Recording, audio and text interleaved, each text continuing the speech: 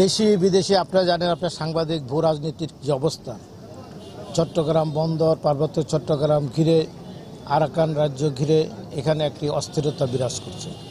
ভূ রাজনীতিতে আজকে দুইটি পরাশক্তি উপমহাদেশে অবস্থান করছেন, দুইটি বা তিনটি। এর বাইরে বিশ্ব মোড়ল যিনি, তারাও আজকে এই বাংলাদেশের রাজনীতিতে নাক গলাচ্ছে। অতএব পরাশক্তিদের নজরে, বিশ্ব মোড়লদের নজরে এখন বাংলাদেশ। এখান থেকে যদি আমাদেরকে বেরে আসতে হয়, অতি দ্রুত একটি জাতীয় নির্বাচন এবং একটি জাতীয়তাবাদী শক্তির সরকার যদি রাষ্ট্রীয় ক্ষমতা না আসে, তাহলে আমাদের স্বাধীনতার সার্বভৌমত্ব, আমাদের উন্নয়ন, আমাদের শিল্পায়ন সব কিছু ধ্বংস হয়ে যাবে। দেশের স্বাধীনতা হুমকির মুখে চলবে। অতএব এর থেকে উত্তরণের একটি মাত্র রাস্তা হচ্ছে একটি স্বচ্ছ নির্বাচন। মানুষের ম্যান্ডেট নিয়ে একটি সরকার রাষ্ট্রীয় ক্ষমতা আসবে। যারা আজকে পিআর নিয়ে কথা বলছেন, তাদের দুরভিসন্ধি আছে। তারা দেশটাকে অস্থিতিশীল করতে চায়। ৭১ সালেও তারা বাংলাদেশের জনগণের বিপক্ষে দাঁড়িয়েছেন। আবার আজকেও সারা বাংলাদেশের মানুষ, ১৮ কোটি মানুষের বিপক্ষে তারা দাঁড়িয়ে পিআর পদ্ধতি। এই পিআর পদ্ধতিটা কি, এটাই দেশের মানুষ বুঝে না। পৃথিবীতে কয়েকটি দেশে আছে যারা শতভাগ শিক্ষিত এবং শতভাগ উন্নত বিশ্বের বাসিন্দা, তাদের দেশে আছে। কিন্তু এই উপমহাদেশ কেন, দক্ষিণ পূর্ব এশিয়াতে কোথাও এই পিআর পদ্ধতি নেই। অতএব এই গণতন্ত্রের জন্ম যেখান থেকে আসছে, লন্ডন ইউকে থেকে, সেখানে মানুষও পিআর কাকে বলে তারা জানে না।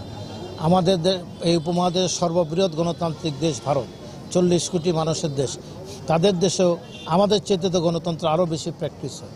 সেখানেও এই পিআর পদ্ধতি কাকে বলে তারা চেনে না। অতএব যারা পিআরের নামে দেশে পানি ঘোলা করতে চান, নির্বাচনকে বিলম্ব করতে চান, মৌলবাদীদের একটা আখড়া ঘাঁটিতে পরিণত করতে চান, এই জঙ্গিদের ঘাঁটি করতে চান, যারা বাংলাদেশকে আফগানিস্তানের মতো, সিরিয়ার মতো, ইরাকের মতো একটি অস্থিতিশীল রাষ্ট্রে পরিণত করতে চান, তাদের দুরভিসন্ধি হচ্ছে পিআরের নামে দেশে নির্বাচন ভণ্ড করে দেওয়া, দেশে অস্থিতিশীল করা, দেশের অর্থনীতি ধ্বংস করা।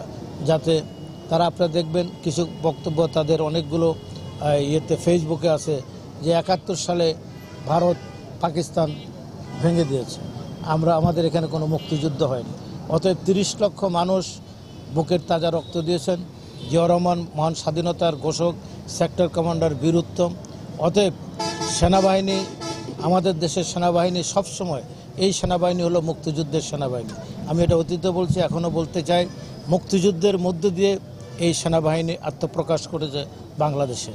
আপনারা দেখবেন সকল সংকটে সেনাবাহিনী জনগণের সপক্ষে ছিল। ৯০-এর গণঅভ্যুত্থানের পরে ইচ্ছা করলে জেনারেল নুরউদ্দিন সেদিন ক্ষমতা নিতে পারতেন। উনি কিন্তু সেদিন অন্তর্বর্তীকালীন সরকারের প্রধান বিচারপতি শাহাবুদ্দিনকে অকুণ্ঠ সমর্থন দিয়ে একটি স্বচ্ছ নিরপেক্ষ নির্বাচনের ব্যবস্থা সেনাবাহিনীর দ্বারা এদেশে হয়েছে।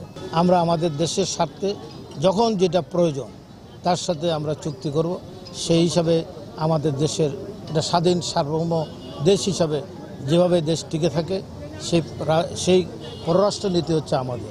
বিচারের মুখোমুখি করে নিরপেক্ষতা না। ভারতের বিরোধী দল কি বলছেন, ভারতের সরকার তো শুধু ভারত না, ভারতের জনগণ কি বলছে, ভারতের বিরোধী দল, বৃহত্তম বিরোধী দলগুলো আজকে কি বলছেন? তারা বলছে ফ্যাসিস্ট হাসিনাকে মোদি ভারতে জায়গা দিয়ে ভারতের গণতান্ত্রিক চরিত্রকে নস্যাৎ করেছেন। অতি দ্রুত ভারতকে এই ব্যাপারে সরকারকে সিদ্ধান্ত নিতে হবে হাসিনার ব্যাপারে।